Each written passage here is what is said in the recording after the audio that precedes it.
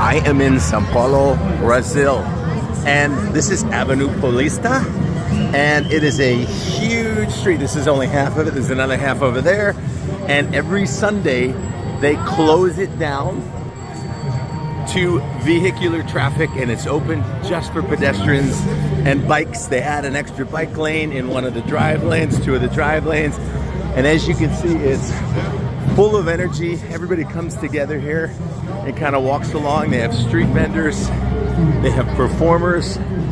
It's just really cool. There's some stuff going on over there. You don't have to worry about the cars. There's a little something happening over there.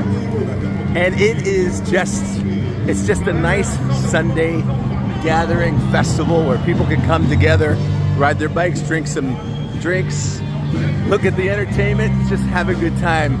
I love Brazil.